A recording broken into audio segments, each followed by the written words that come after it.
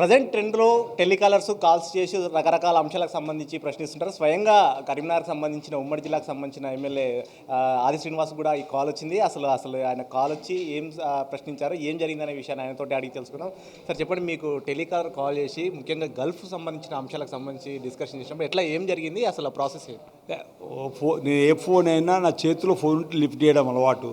ఆ phone lift చేయగానే మేము లక్ష్మీ ట్రావెల్ మ్యాన్ పవర్ నుంచి మాట్లాడుతున్నామని చెప్పండి నేను చెప్పంటే గల్ఫ్లో ఉద్యోగాలనే పంపిస్తాం, మీరు వెళ్తారా, మీకు ఉద్యోగాలపై ఆసక్తి ఉందని చెప్పారంటే ఏమి ఉద్యోగం ఇవ్వగలుగుతారని చెప్పి ఒక మాట అన్నా. అంటే వాళ్ళు మీ ప్రాధాన్యతను బట్టి ఉద్యోగాలు ఇవ్వగలుగుతామని చెప్పంటే డ్రైవర్ ఉద్యోగం ఇస్తారని చెప్పంటే కూడా ఇవ్వగలుగుతామని చెప్పనే మాట వారి నుంచి వచ్చిన సందర్భం. కొన్ని ఛానల్ ఏదో మాకు వాగ్వివాదం జరిగిందని చెప్పని వస్తున్నాడు. వాగ్వివాదం జరగలేదు.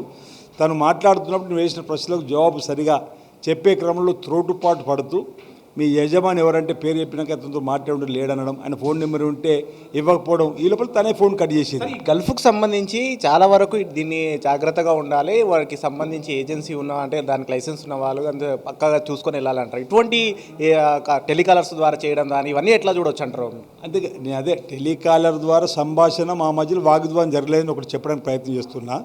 తను మాట్లాడిన తీరు, నేను మాట్లాడిన తీరుతో తను ఫోన్ కట్ చేసిన తర్వాత నేను ఆ నెంబర్ను సంబంధిత డిఎస్పీ గారికి, తర్వాత తెల్లవారు ఎస్పీ గారికి చెప్పిన. అంటే నేను ఒక సామాజిక దృక్పథంతో ఇప్పటికే గల్ఫ్కు సంబంధించినటువంటి అనేక సమస్యలతో యువత ఇబ్బంది పడుతున్న సందర్భంలో, అప్పుల పాలవుతున్న సందర్భంలో ఈ విధంగా వాళ్ళు కావాల్సుకొని ఫోన్ నెంబర్ దొరకబట్టి మరీ మీకు ఉద్యోగ అవకాశాలు అని చెప్పడం వల్ల మంచి అయితే పర్వాలేదు, వాళ్ళకి సంబంధించి నిజంగానే రిజిస్ట్రేషన్ ఉండి దానికి ప్రభుత్వ అనుమతులు ఉండి ఒకవేళ అందులో ఆ యువకుడు దరఖాస్తు పెట్టుకుంటూ తిరిగి వాళ్ళకి ఫోన్ చేసి అడిగి ఇట్లా అవకాశాలు నేను రమ్మంటే పర్వాలేదు. కానీ ఈ విధంగా వెతుక్కొని మరి ఫోన్ నెంబర్ మాట్లాడుతూ ఏకంగా నేను వైపు ఎమ్మెల్యేగా ఉన్నటువంటి నాకే ఫోన్ వచ్చిందంటే ఈ విధంగా ఎంతమందికి ఫోన్లు అవుతున్నాయో, ఎంతమందికి ఇబ్బంది భవిష్యత్తు ఆర్థికంగా భారం పడుతుందో, అప్పుల పాలవుతుందని చెప్పినటువంటి ఒక సామాజిక స్రోతోటి డిఎస్పీ గారికి ఫోన్ చేసి చెప్పిన. ఆ తెల్లవారు ఎస్పీ గారికి చెప్పి దీనిపైన చూడండి, ఒకవేళ దానికి ప్రభుత్వ అనుమతులు ఉంటే పర్వాలేదు, లేదంటే వాటిపైన ఆలోచన చేయండి, చర్యలు తీసుకోమని చెప్పి దానికి అనుగుణంగా ఈరోజు వచ్చే చాలా ఫోన్లు వస్తున్నాయి. ఏం జరిగిందని ఇంకా నా దృష్టికి అది పోలీస్ అధికారులు తీసుకొని రాలేరు.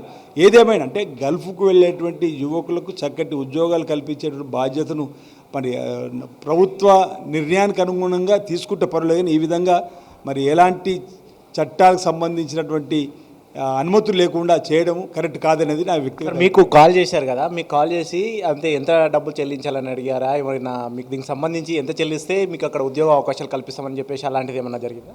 ఈ సంభాషణ అంత దూరం పోలే. ఈ నిమిషం లోపలనే సంభాషణ నేను అంటే నాకు అప్పటికే అనుమానం వచ్చింది, వీళ్ళు కావాల్సుకొని ఈ విధంగా ఎంతోమంది యువతకు మాట్లాడుతున్నారని చెప్పి. నేను మాట్లాడిన మాటలతో వాళ్ళు త్రోటుపాటు పడి ఫోన్ కట్ చేశారు. సార్, మీ ప్రభుత్వం కూడా దీనికి సంబంధించి గల్ఫ్కి సంబంధించి ఒక కమిటీ వేసింది, ఎవరు మోసపోకూడదు దీనికి సంబంధించి అని. ఎన్ని చేసినా కూడా ఎందుకు ఇలాంటివి జరుగుతున్నాయి? ఇటువంటి సంస్థలు ఇంకా ఎన్ని ఉండొచ్చు అని మీ దృష్టికి ఏమైనా వస్తుంది? ఇప్పుడు యువత కూడా జాగ్రత్తగా ఉండాలి. అనేక మంది ఇప్పుడు మనము ఆల్రెడీ టెలికార్ ట్యూన్లోనే ప్రభుత్వం పక్షాన్ని హెచ్చరికలు జారీ చేస్తున్నాం. మేము ఫలానా సంస్థ నుంచి వచ్చినామని ఫోన్ చేసినా మీరు ఎవరు కూడా మీ వ్యక్తిగత గోప్యతను ఇవ్వకండి అని చెప్పని ఇప్పటికీ చెప్తాం. ప్రతి టెలిఫోన్ కార్డులు కూడా ఇస్తున్నాం. ఈ విధంగా ఎవరైనా తెలియని వారు ఫోన్ చేసి మీరు గల్ఫ్కి వెళ్తారా, మీకు ఉద్యోగాలు అని చెప్పంటే నమ్మవద్దు, వారి మాటలు నమ్మి మోసపోవద్దు. ఒకవేళ దుబాయ్కి సంబంధించినటువంటి ఈ ఉద్యోగాలకు సంబంధించినటువంటి నమ్మకం ఉన్నటువంటి సంస్థతో ఒప్పందం చేసుకుంటేనే పోవాలి తప్ప మరొకటి కాదనే మాట చెప్పేటువంటి ప్రయత్నం చేస్తూ ప్రభుత్వం కూడా ఈరోజు అడ్వైజరీ కమిటీ వేసింది. ఈరోజే గౌరవ ముఖ్యమంత్రి శ్రీ రేవంత్ రెడ్డి గారిని కూడా ఆ అడ్వైజరీ కమిటీ కలుస్తూ ఉంది. గల్ఫ్లో మరణించిన కుటుంబాలకు అండగా నిలబడే క్రమంలో ధన్యవాదాలు చెప్పేటువంటి కార్యక్రమం. ఈ విధంగా గల్ఫ్లో జరిగేటువంటి మోసాలకు చెక్ పెట్టే విధంగా ఈ అడ్వైజరీ కమిటీ ద్వారా ఇచ్చే సూచన సలహాలను ప్రభుత్వం పాటిస్తూ ముందుకు పోయే విధంగా ప్రయత్నం చేస్తూ ఉంది. ఇప్పుడు ఇందులో భాగంగా నేను నా దృష్టికి వచ్చింది కూడా ఎందుకు పోలీస్ శాఖ చెప్పగలిగినంటే ఆకే వ్యక్తిగత కోపాలు ఎవరిపైన లేదు. అంటే గల్ఫ్ పేరిట ఆశ చూపెట్టి యువతను నిర్వీర్యం చేసే విధంగా యువతను అప్పులపాలు చేసే విధంగా చేయడం కరెక్ట్ కాదనేటువంటి భావాన్ని దృష్టిలో పెట్టుకుని ఈ విధంగా చేయడం జరిగింది. మీ టెంటీ ద్వారా నేను యువత విజ్ఞప్తి చేస్తున్న ఈ గల్ఫ్ పేరిట మోసాలు ఎక్కువైతున్న క్రమంలో ఎవరు కూడా తెలియని నెంబర్ నుంచి ఫోన్ వచ్చి ఈ విధంగా ఉద్యోగాలను చెప్పండి, మీరు టెంప్ట్ అయ్యి వారి దగ్గరికి వెళ్ళి డబ్బులు కట్టి మోసపోద్దని చెప్పండి నా విజ్ఞప్తి. సార్, ఫైనల్గా చెప్పండి, మీ ఉమ్మడి కరీంనగర్ జిల్లాతో పాటు నిజామాబాద్ ఇటు ఈ ఏరియాలంతా కూడా ఎక్కువగా ఈ ఇన్సిడెంట్స్ జరుగుతూ ఉంటాయి. దీనికి సంబంధించి మొత్తం ఇలాంటి లైసెన్స్ లేకుండా ఉండే సంస్థలు కానీ కంపెనీలు కానీ ఎన్ని ఉండొచ్చు? దీనికి సంబంధించి పోలీసు ఏమన్నా ఆదేశాలు జారీ చేస్తారా దీనిపైన సంబంధించి? నిన్నటి రోజు పోలీసు దానిపై నిర్ణయం తీసుకుంటే ఇతరత కూడా నిర్ణయం తీసుకోవడానికి అవకాశం ఉంటుంది. ప్రభుత్వానికి దృష్టికి తీసుకొని పోతాం. అంటే నేనేమో నా వైపు ఒకటి ఉద్యోగాల పేరిట యువతను మోసం చేయడం కరెక్ట్ కాదనేటువంటి ఆలోచనతోటి నేను ఈ నిర్ణయం తీసుకోవడం జరిగింది.